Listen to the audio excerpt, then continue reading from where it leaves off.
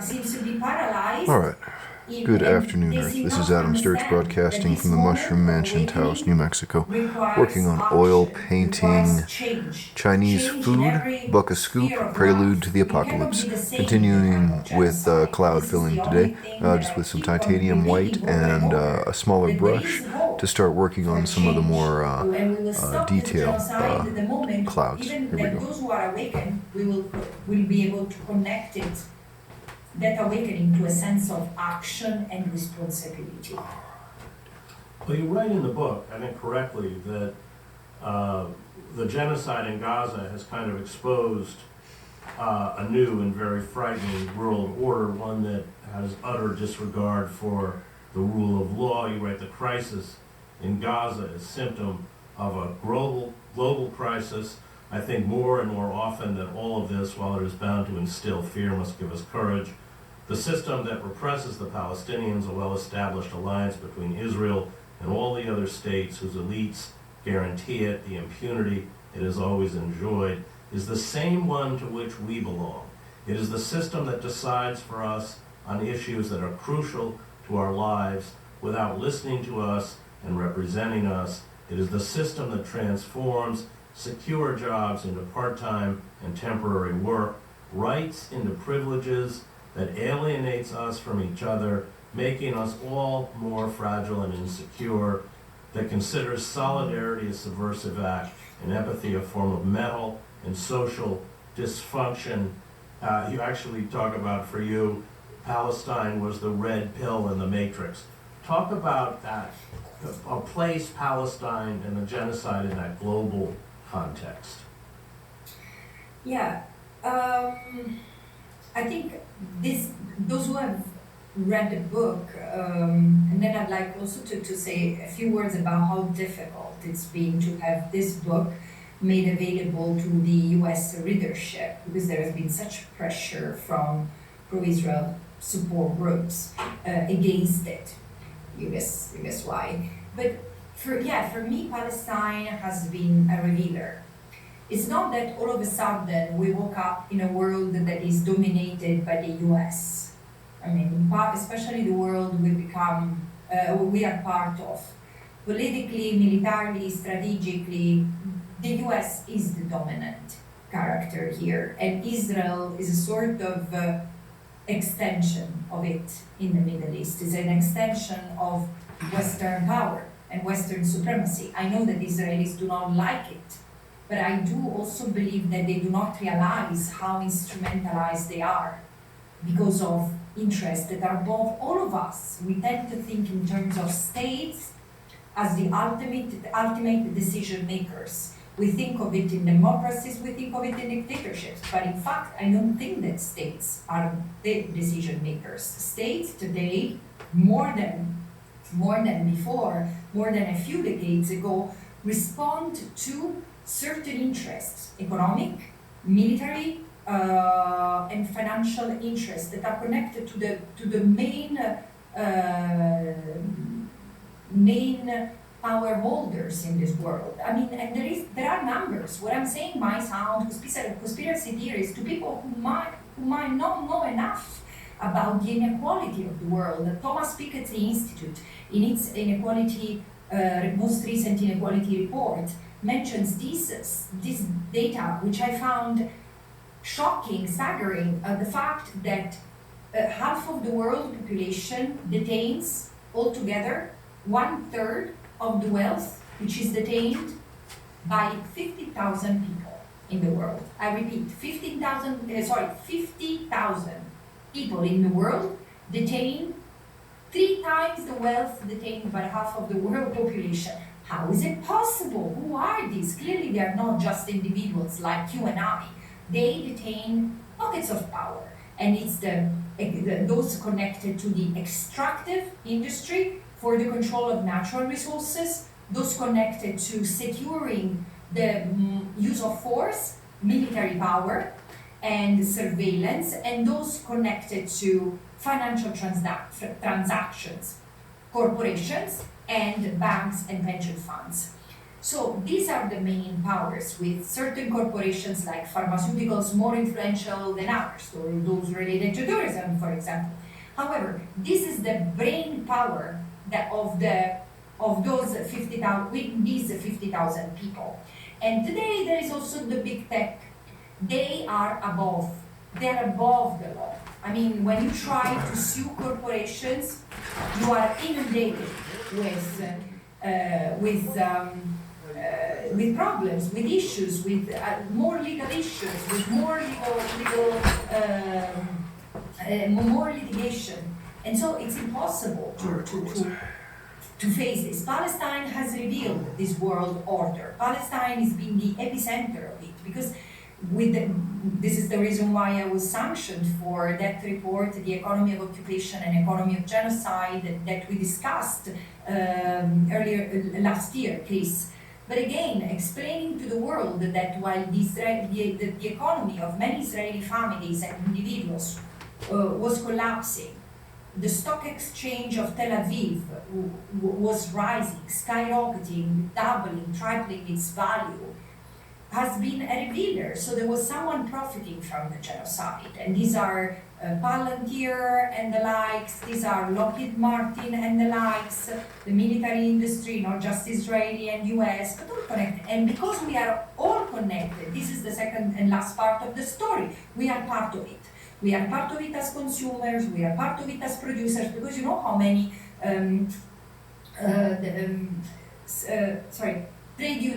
how many trade unionists or workers I've been speaking with for the past 2 years. You know how many consumers I've been speaking to, and they say the same. Yeah, but you know how difficult it is to get out of this market. You know that we would like not to work for this company, which is, for example, connected in Italy to the military industry, like Leonardo. But they're scared of losing their job.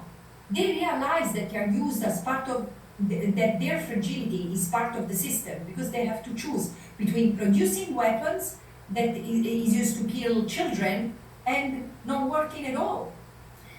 This means that we are part of, or we are seeing pockets of populations who are just sacrificial. They are sacrificial entities, sacrificial beings. And probably we can change this order. This is the other thing that Palestine is telling us. Through boycotting, divesting, we can break the ties of the system. And through sanctions, we can curtail the complicity with Israel. But this requires individual commitment.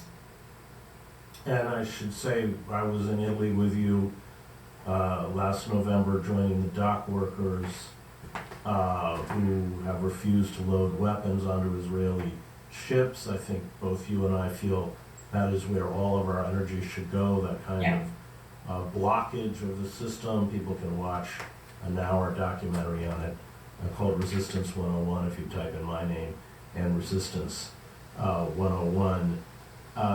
You write in the book that when you were at the School of Oriental and African Studies, you discovered two fundamental things. The first was that Palestine could and should be discussed as a legal issue of protracted institutional and systematic illegality, not simply as a political issue with opposing claims. The second thing you said you discovered was the encounter with law firms influenced by critical race theory, a way of understanding law, and a critical and decolonial key, framing it in the historical evolution, not necessarily written by the victors, but observed from the perspective of the people who, until recent times, have been subjected to international law as it has been formulated, above all, by Western countries. Can you I do want to talk about the sanctions against your book, but just address those 2 points if you could first. Absolutely. And even here, I think that Palestine epitomizes what happens to, let's say, to the most disadvantaged part of the world, the former colonies, people whose indigeneity has been experienced as a toll, almost as a crime in the eyes of the colonizer. Palestine are among them, and Palestine has always been projected as back out? potential I just needed savages to piss. in one Western, for example, when I think of One Western second, media, because it's they're cloudy. always the ones deemed Take care of barbaric or this. referring to violence. Like it happens. I mean, the discourse concerning Arab people, Muslim people is so vicious, violent, that I say, how do we not reconnect connect the dots and understand that this is the way we were talking about the Jewish people 100 years ago, and probably less some because there is still anti-Semitism, and we should talk of the real anti-Semitism instead of apartheid Israel's paranoia and manipulation of what anti-Semitism means.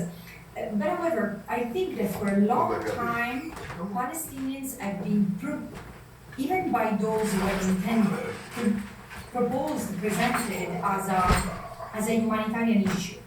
As a humanitarian issue to be managed instead of a critical political issue to be resolved in line with international law.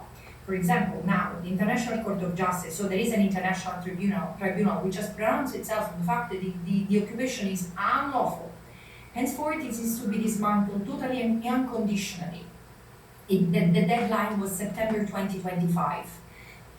No one is talking about that, but this is why I say the international law already offers a roadmap, a way out, and of this quagmire. And instead, the situation continues to be treated as if it was a humanitarian emergency after a earthquake or as after a flood. I think that this is part of the problem, which is also intimate to what has gone wrong within the United Nations. However, international law has been used often as part of the problem, because I remember 15 years ago it was unthinkable to look at the occupation as a whole, as a whole illegal endeavor.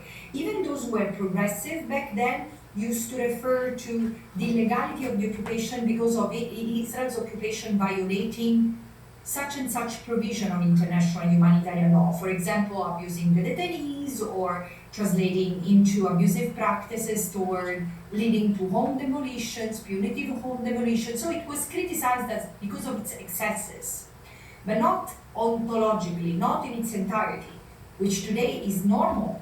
And I think it's because there has been finally a shift. I hope to, as a special rapporteur, to have helped that effort, but there has been a shift from the addressing the symptom type of approach to looking at the overall phenomenon of the legality of the occupation. Critical studies have played an enormous role, and critical studies are primarily animated by scholars from the global majority, from South Africa, from Kenya, from Nigeria, from Palestine, from the indigenous scholars themselves, from Australia or Canada and the United States, and so, or Asia. And this is beautiful. I think that this has helped us progress as lawyers. But of course, there is still a lot of patronizing attitude and chauvinism in legal studies, as in many other disciplines and real. So let's talk about what's happened to the book, but let's begin with the broader sanctions. You were sanctioned, as I mentioned in the introduction. You won a court case that lifted those sanctions, and then the Trump administration turned around and reimposed them. And that, of course, you can talk about that process. That has affected your ability to even publish and disseminate this book. In a way, yes, absolutely. Because the sanctions, I would like people to spend a moment to reflect upon what freedom of expression means. Because here we are outside the physiology of a democratic debate. The moment you prevent someone you do not agree with to speak, this is no longer a liberal space. You and I do not have to agree. People can disagree with me. But I will always protect the right of those who think different from me to speak, because this is the essence of a democratic space. This is the essence of protection of freedom of expression. All the more, I mean, I'm protected as a UN person who's voluntarily, I mean, I serve on a pro bono basis, just for those who are wondering, the United Nations, and I'm a protected person under the Convention on Privileges and Immunities. So I shouldn't face consequences for words spoken or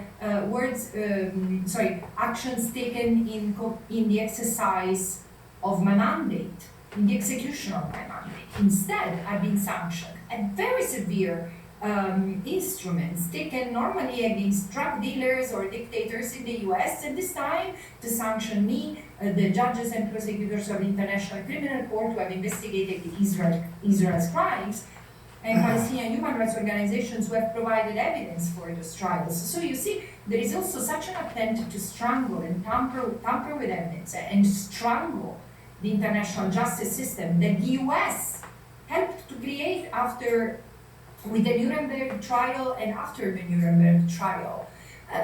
It's vicious. And because of it, people in the US cannot entertain financial interactions with me of any nature, including a glass of water is the commission of a felony, which means up to 20 years in jail and up to $1,000 in fines for those who are caught provoking an economic advantage to me.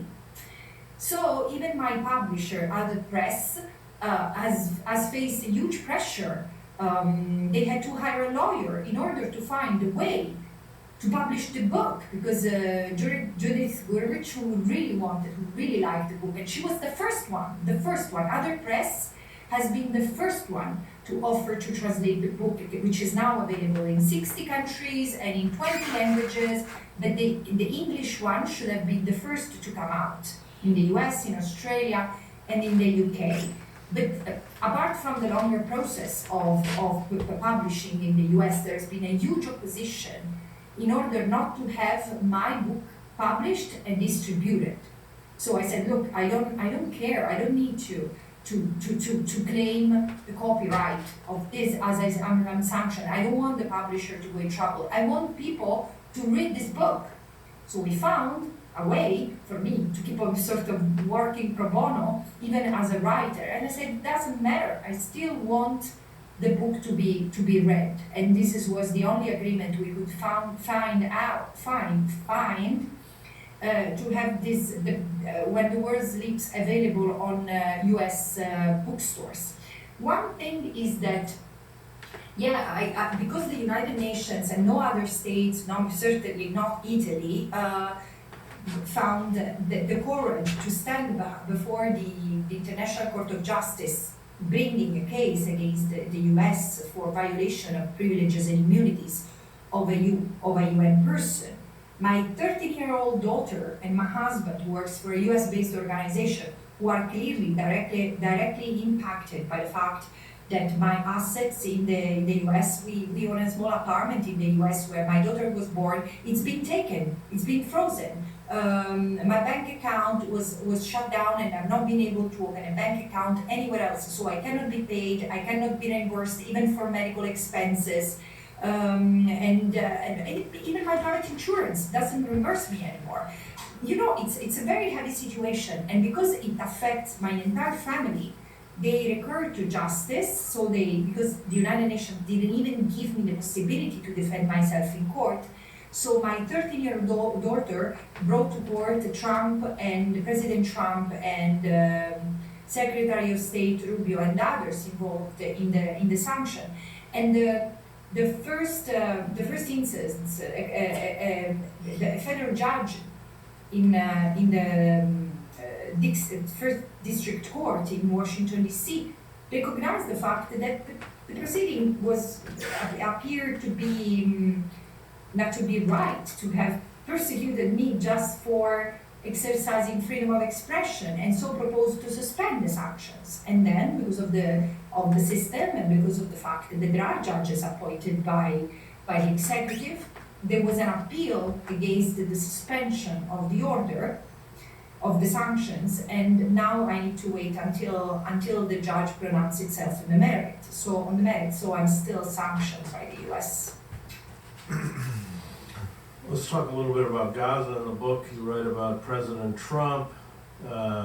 This is you, has repeatedly intimidated anyone who dares to touch Israel, saying that they will have to, quote, deal with us, threatening language unbefitting of politics, as we have known it until now, but which is entirely consistent with the substance of what Trump himself said when he declared, quote, everyone I've spoken to likes the idea that the United States owns that piece of land, referring to the Gaza Strip. In this sentence you write, there is all the violence of an unbridled power that can achieve everything through force because, like Caligula of the 21st century, he considers himself above the law. In fact, he doesn't even know the law. I want to talk about his proposal for Gaza, and of course Hamas has said that they would step aside for a technocratic government. I don't think that any appeasement that Hamas makes is going to placate Netanyahu, but let's address that. Yeah, first of all, I think that you are the first interviewer who picks on the fact that I define Trump the Caligula of our time. Someone who's, but it's real. I mean, you don't need to be an expert on Roman history to understand what Caligula's features were, and the absolute arbitrary power, unconstrained by the law, the extreme narcissism and self-aggrandizement, the capriciousness and erratic nature of power, the humiliation of opponents, the cult of personality, all of this makes me think of Caligula, the Roman emperor. So I said, when President Trump came out with this Gaza Riviera thing in February 2025, I said three things. It's unlawful because the United States has no right whatsoever to decide or to speak or decisively of the future of Gaza or the rest of the occupied Palestinian territory or Palestine, or frankly any part of the world, full stop. Because there is something called the right of self-determination of people. And the Palestinians have the right of self-determination vis-a-vis Israel, vis-a-vis the United States and anyone else. It's unlawful, and this would embroil the United States in a different set of crimes, like the crimes of forced displacement, because if this would entail the forced displacement of Palestinians, and as Israel is doing. I said it's unlawful and it's immoral, because what on earth would push the president of the United States to say something so disrespectful toward the population at the time of greatest suffering that the latter is enduring? And then I said it's irresponsible, because it will foster more, it will prompt more sense of impunity and license to kill, torture, and displace among the Israeli leaders, which is in fact what has happened. So it's unlawful, immoral, irresponsible. This is what I said, and this is what I think still. However, I also think that the Gaza Riviera is a distraction. I don't think that anyone is really planning to have a Riviera in Gaza. Gaza is being ungrounded. Gaza is being made unlivable. I already started researching for a next report I will write about ecocide. So, but what this current U.S. administration is surely champion of among many is psychological overwhelming of its audiences, including us in Europe. Every day in this part of the world, in Europe, we wake up with a new shocking thing said by President Trump.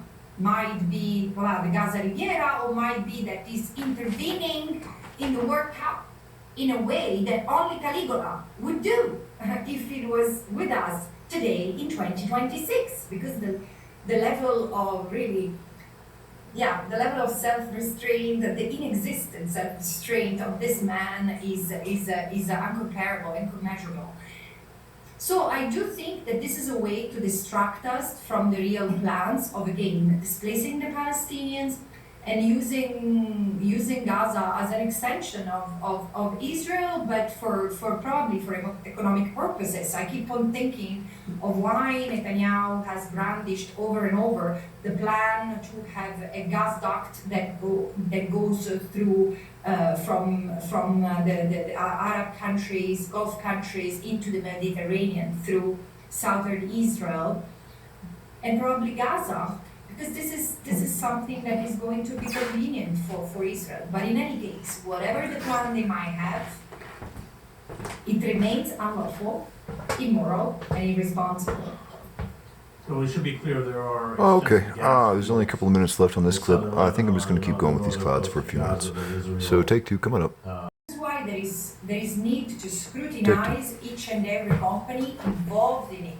Because these amounts for the companies themselves in the crime of pillage. You know, recently, and I can think that it was also following external pressure from myself, the Working Group on Business and Human Rights, Italian civil society, and probably also internal from conscientious people working for the company, that the energy giant Eni went out of the consortium to exploit those fields of gas, offshore gas in Gaza. And again, this is why we need to pressure both states and companies to disengage and divest from the Israeli occupation. Well, those gas fields are in territorial waters of Lebanon and Palestine, correct? Yes, there are these gas fields are outside Lebanon, outside historical Palestine, so Israel and Gaza toward Egypt. I want to close with, you write about this, about children and what's done to children by Israel. You write, I attended several trials against minors. I have seen with my own eyes their absurd brutality. You're talking about the Israelis. The children were brought into the courtroom in chains, and I felt like I was watching scenes of slaves in labor camps. Small, emaciated, exhausted, anxious at the thought that for the first time since their arrest, they would be seeing their parents again in these hearings that lasted no more than a few minutes. The judge often did not even look at them. He heard the charge. He was throwing stones, and handed down the sentence, 2 years in prison, 3 years in prison, and so on. And that's a generous judge, given that the punishment for Palestinians who throw stones is up to 10 years, 20, if done with the intention of harming someone. How can anyone be surprised that when jailed Palestinian children return home, they are traumatized, do not want to go out, are afraid, wet the bed, and exhibit disturbances or violent behavior? We are talking about 12, 13, 14-year-old kids, but even younger kids are arrested. There were children as young as 5 or 6 being taken away by Israeli trucks, perhaps not detained, but interrogated and then sent home. Now, let's talk about this, and of course, this war on children is reached,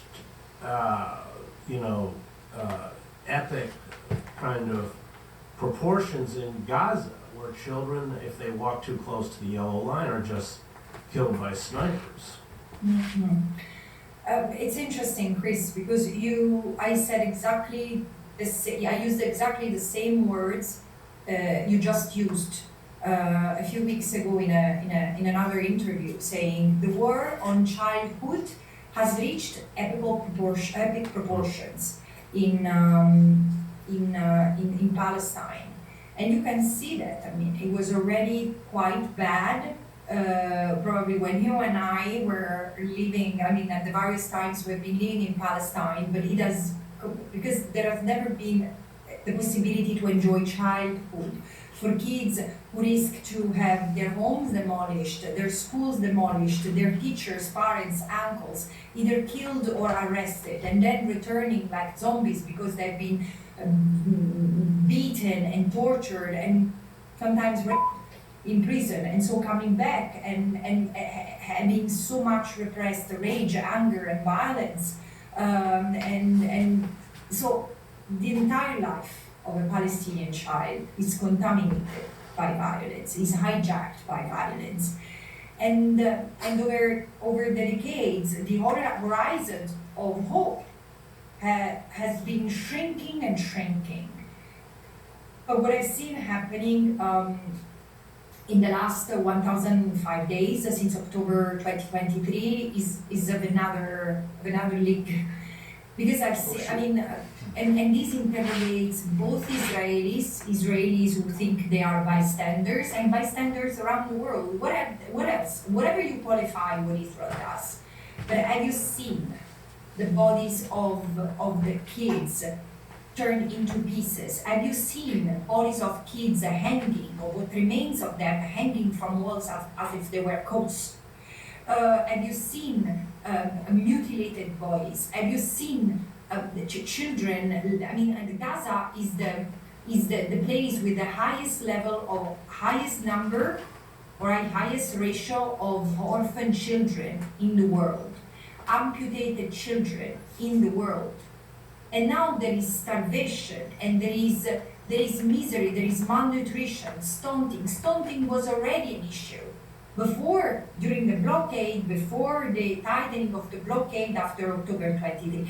But and you don't even need to go to Gaza. Look at the West Bank, where Palestinians live, and including children, live under threat of being assaulted by soldiers or under constant threat of settlers' terror.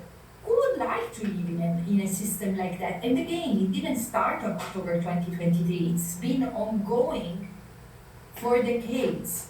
And again, I can only say the only way forward is that we say to Israel's violence, no more. And we let children to enjoy a bit of life. Look, there is the first chapter of my book, because each chapter, for those who have not read it, each chapter has a sort of Virgil in Dante's Divine Comedy, is a character leading who's a real person, who has existed for real. Most of them are friends of mine who have belonged to my life, except for one, Hind Rajab, the child who gives the name to the chapter. I wrote this chapter in January 2025, so 1 year after Hind's death. So this was not as famous, it was a well-known case among thousands, but not as well-known as it is today. And still is one among hundreds of thousands, is one of the tens of thousands of children brutally killed by the Israeli army. And then the chapter talks about my experience with Palestinian children, which has been beautiful and uplifting, but still these kids carry a weight and preoccupations that is not for any child to hold, any child to carry. Well, you write in the book that when you actually did it, I think when you were in Palestine and working for the UN, you did a report on children, but you talked about how these young children would speak to you and they sounded as if they were adults. Yeah, it's almost disturbing at times, because there is someone in our mind.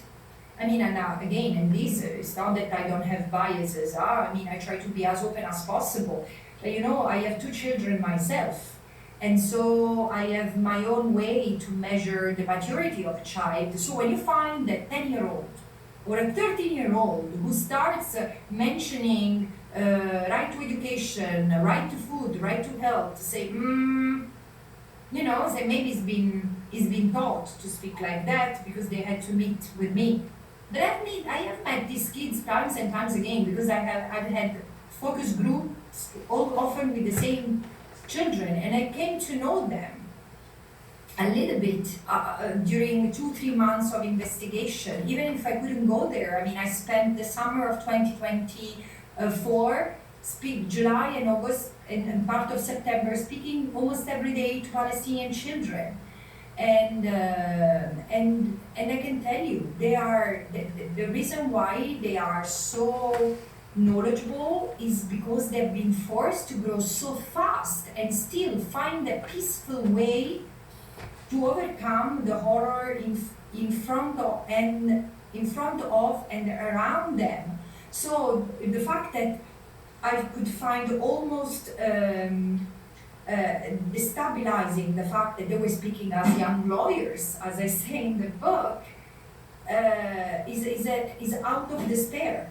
They try to remain safe in a world and healthy, mentally healthy, in a world that is horrifically unhealthy for them and horrifically unfair to them. And of course, one of the chapters centers around Gabor Mate, who deals with this kind of trauma. Yes, I had a beautiful talk with Gabor Mate about my book. This the word When the World Sleeps, a couple of days ago, and we were talking about the characters in the book, what they evoke. It was weird for him at a certain point to say, "I'm also a character in there," and he wanted to, yeah. He asked me if I feel like screaming at times. Yeah, I wish I don't. I don't know. Yes, of course, at times you want to scream at politicians who seem like dead men walking, but the dead men walking not because death is awaiting them at the next corner. It's just because they seem empty of life, empty of humanity. I say, but what else do you need to see? Whatever you want to call it, but what else does Israel need to do and say for you to take measures, for you to take international law seriously and do it? Because by letting Israel ravage the realm of international law with impunity, you're also destroying the foundations of the international legal system. And yeah, I feel the pain, but it's also a weird way of how we protect ourselves by numbing the pain. And so I think that I will probably be able to process the trauma of this, the secondary trauma of being exposed, because nothing compares to what the Palestinians endure, the Palestinians in Gaza, the Palestinians in Israel, the Palestinians in the West Bank and East Jerusalem, the Palestinians in the diaspora. But our secondary trauma, by being exposed, by being witnesses to this, I will probably be able to deal with it once the genocide is over. Because right now, I really try to stay healthy and focused on how to bring this to an end. Because it's not over, and people need to understand that the end of injustice doesn't happen because we want it or because we pray for it. We need to act. There are things that we need to do, and we need to persevere. It doesn't matter if it takes 1 day, 10 days, 100 days, or 1,000 days. We need to persevere. This is the only way to win over injustice. Well, it took us 14 years to get Julian Assange free. So Yeah. it's a long fight, but you're certainly one of the most important figures in that fight for justice. Thank you, Francesca. I want to thank Thomas and Max who produced the show. You can find me at chrishedges.substack.com. Thank you. Thank you so much, everyone. Thank you, Chris.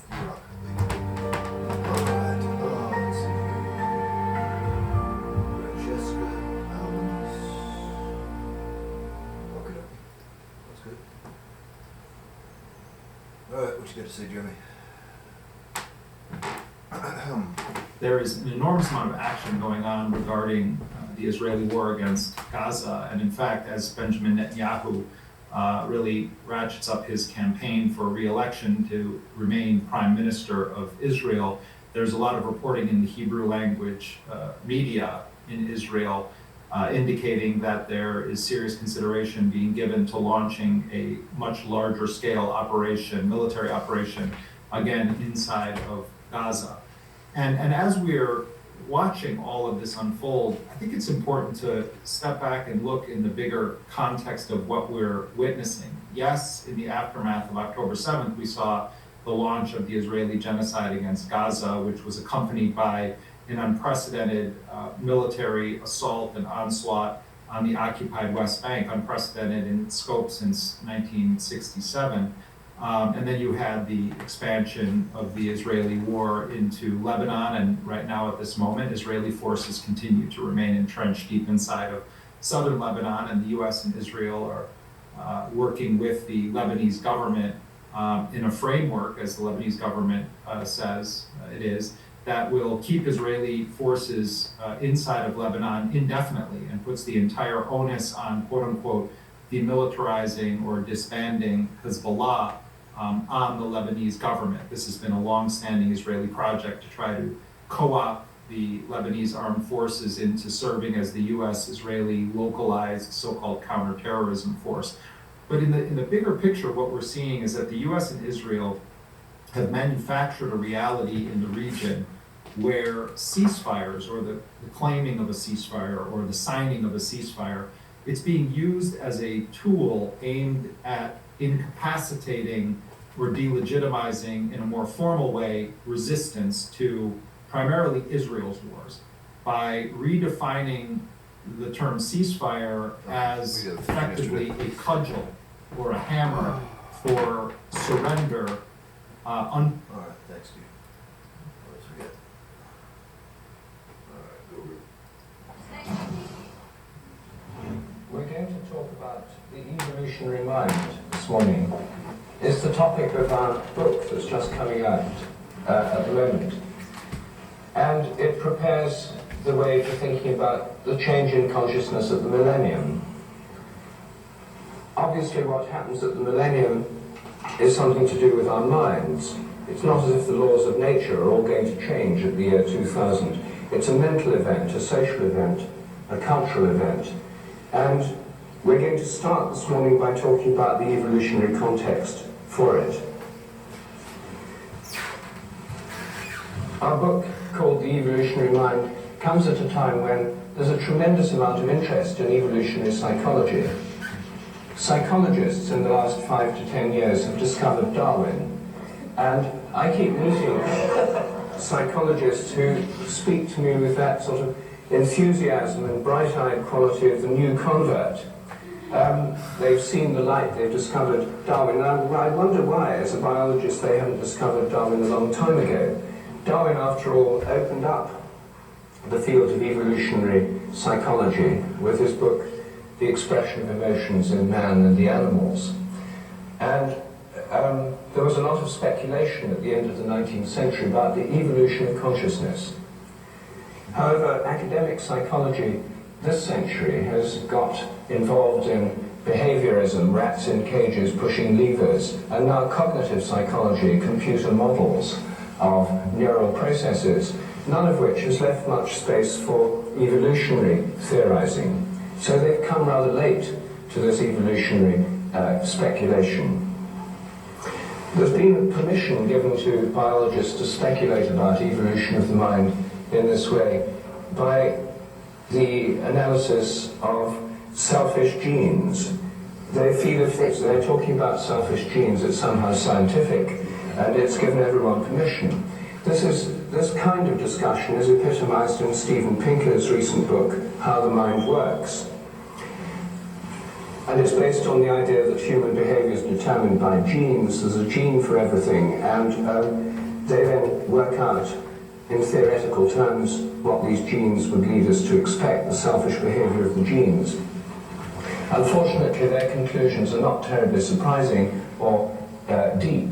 And at the end of a lecture he gave recently in London, which was met with considerable skepticism, somebody said, well, now just give us the most important clear idea you've been able to deduce from your selfish gene theory.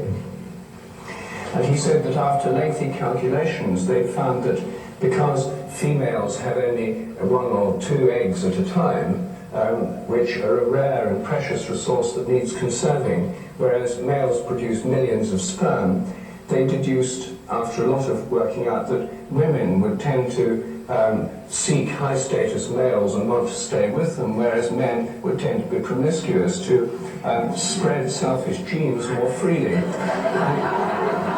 There was an air of disappointment in the lecture hall. And somebody was had to say, "Is that all?" Anyway, the fact that this rather closed world of selfish gene speculation is going on has given other people within the scientific world permission to think more widely about evolution. Most evolutionary theories are purely speculative, since we don't really know what happened in the past. Many of them are just so stories, rather like Kipling's accounts of how the leopard got its spots and so on.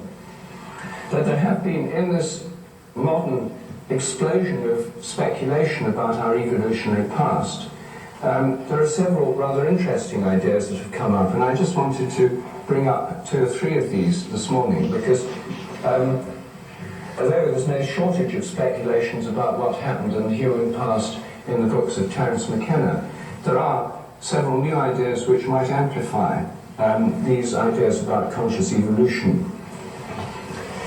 The first ideas that I want to talk about are put forward in a book by Stephen Mithen, M-I-T-H-E-N, called The Prehistory of the Mind. He's a British archaeologist, but in this book he's brought together a wealth of evidence from the fossil record, from archaeology, from the study of primate behavior, and from the study of child psychology, to put together a very interesting discussion of what happened to human minds during the 3.5 million years of human evolution before recorded history began. The first upright walking hominids are now believed to have emerged in Africa over 3.5 million years ago, Australopithecus.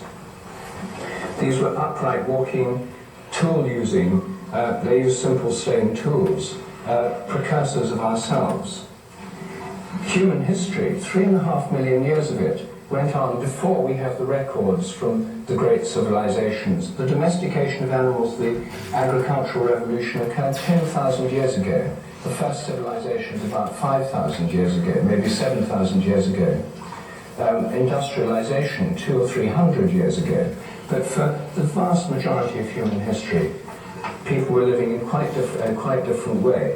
And it seems to me a very reasonable supposition that a great deal of our psychology, a great deal of the working of our minds has been shaped by this enormously long period, about which we know so little.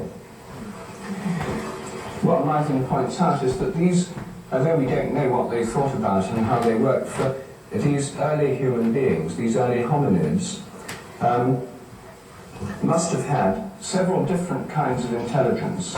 They must have had a social intelligence. They were social beings. They lived in social groups. I'm trying to see if I missed any spots. Of chimpanzees I and think other social that's primates. all So there are of very the subtle clouds. interactions So, within the group. There are now we just need to render them up, interactions, there are cooperative give them some interactions. shadows And to and get it such. right requires a kind of intelligence about And how other members of then the group I'll probably react, just what's handle appropriate behavior and so on. subtle All social animals must translucencies involve some kind on of the social facial intelligence. features and line And we work can of the reasonably characters assume that our ancestors, that make up the spaces our in between the hominid clouds, ancestors or had a through and social around and intelligence to enable of them the to live clouds, together that and kind work of together in social thing. groups. Just to subtly They had a technical intelligence enunciate which enabled them to them a make little stone bit. tools. And maybe other But for the most technical part, I think most of the devices or technical solid things, maybe fibers and string, parts of which the haven't composition left are traces in the place. archaeological record. But I think that's it for the moment. We'll let that dry and move on to something else today, perhaps, or maybe play a video game. I'm just getting into Assassin's Creed Shadows. I've had it for about a year, and it's really amazingly beautiful game. But I'm only about 6 hours into it, so I'm just kind of barely scratching the surface, learning how to build the habitation in the house and start decorating stuff and learning how to kill people. The blocking system's slightly different than Odyssey, but it's still pretty good. And it's a little more role-playing game oriented, a little more detail oriented than Odyssey, which is a little more arcade game like. But there's still, I love the franchise. Anyway, sorry for that ramble about Assassin's Creed. Let me zoom in. Some people put it 50,000 years ago, some people But put it's an it much exciting longer ago. I got a Christmas hat. Nobody knows. Language leaves They no gave out fossil special traces. weapons and Christmas decor. I got a reindeer I ride, Something very strange happened. big About reindeer and a 100,000 Christmas years hat, ago, our and a candy cane ancestors stick to beat the living piss out of achieved brain samurais with. sizes roughly the same as ours today. Alright. So for 100,000 years, And when you smack a human samurai beings with a had candy cane brains stick, of the current little capacity. Christmas colored sparkles Yet, come out. for 100,000 years, That's they awesome. were not writing programs and building computers and Alright, I don't see any line work that I Einstein's equations and missed. so on. Something else was going on with those brains. So there's some And we solid haven't a clouds, clue what it was. fluffy little The clouds. Brain size. Happy the clouds, as Bob development of Ross would current say. brain size is not the reason. Alright. that there's been Thank you this for watching, explosion everyone. in That's Adam technical Sturch innovation broadcasting from the recently. Mushroom Brain Mansion, size Taos, New hasn't changed Mexico, much for working on 100,000 oil years. painting Chinese food. And it wasn't Buck a until about scoop, 50,000 years prelude ago that to there the was apocalypse. beginnings of Have a good night, Earth. art